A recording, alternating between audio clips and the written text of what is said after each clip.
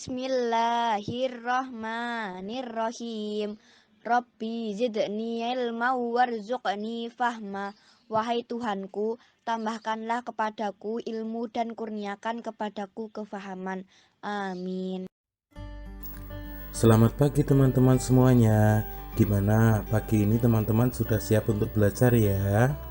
Pagi ini kita akan belajar di tema 4, berbagai pekerjaan, subtema 3, pekerjaan orang tuaku, muatan pelajaran bahasa Indonesia.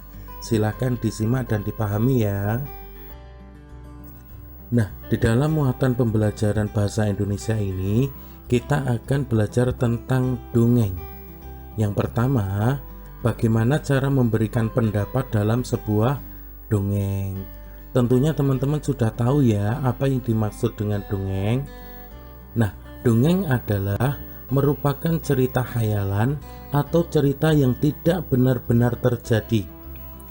Sebuah dongeng memiliki unsur-unsur intrinsik, misalnya tokoh, kemudian alur atau jalan cerita, kemudian tema, dan juga pesan moral. Teman-teman sudah tahu belum apa yang dimaksud dengan pesan moral? Pesan moral adalah pesan yang berisi nasihat atau contoh perbuatan baik atau buruk yang ingin disampaikan oleh pengarang.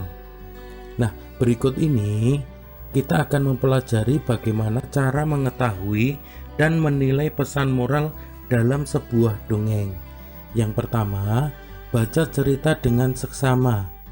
Kemudian yang kedua, catatlah setiap tokoh dalam cerita beserta sifat-sifatnya.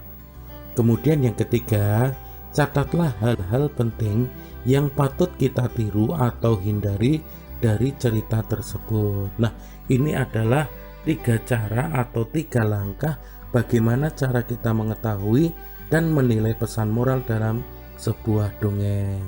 Pesan moral tersebut dapat kita terapkan dalam kehidupan kita sehari-hari. Selanjutnya, di sini Ustadz memberikan contoh dongeng yang ada di LKS teman-teman semuanya.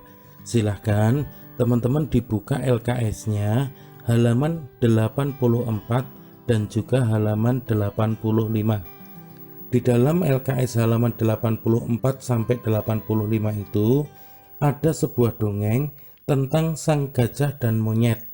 Silahkan teman-teman dibaca dulu dengan teliti dan juga dipahami jalan dari dongeng tersebut ya.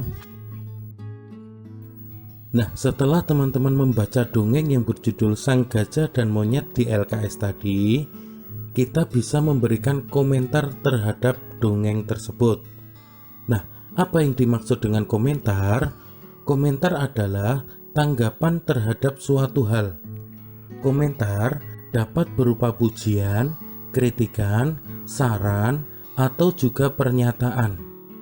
Hal-hal yang dapat diajukan dalam berkomentar adalah hal-hal yang menarik, hal-hal yang tidak atau kurang menarik, dan juga kelebihan serta kekurangan dari buku cerita tersebut.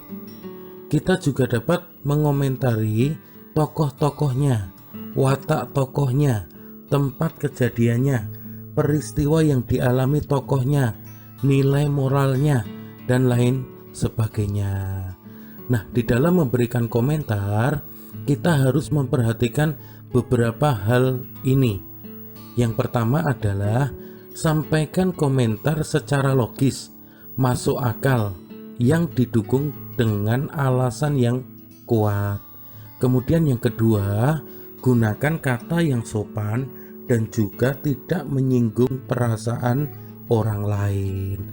Nah, ini adalah tentang bagaimana cara kita memberikan komentar terhadap suatu dongeng. Nah, teman-teman, selanjutnya kita akan belajar tentang unsur intrinsik dalam suatu cerita. Apa yang dimaksud dengan unsur intrinsik itu? Unsur intrinsik adalah unsur-unsur pembangun yang dapat ditemukan di dalam teks sebuah cerita. Nah, unsur intrinsik ini terdiri dari Yang pertama, tokoh dan penokohan atau perwatakan. Yang kedua, tema. Yang ketiga, alur atau jalan sebuah cerita. Kemudian yang keempat, sudut pandang atau gaya penceritaan. Kemudian yang kelima, gaya bahasa. Dan yang terakhir, amanat.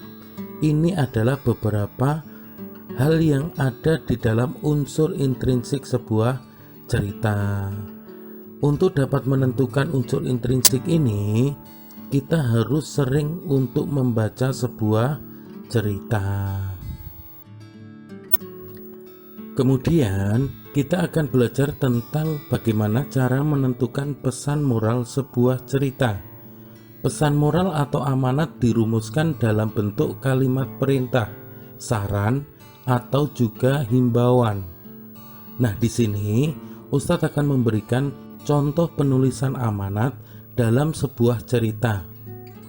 Dari cerita yang berjudul Sang Gajah dan Monyet yang teman-teman baca tadi, pesan moral yang dapat diambil adalah kita tidak boleh menjadi orang yang sombong dan tidak boleh merendahkan orang lain. Masing-masing orang memiliki kelebihan dan kekurangan. Jika kita bekerja sama, maka kelebihan dan kekurangan dapat saling melengkapi satu sama lain. Nah, ini adalah contoh penulisan amanat dalam sebuah cerita. Gimana? Teman-teman sudah bisa memahami materi pembelajaran bahasa Indonesia hari ini ya?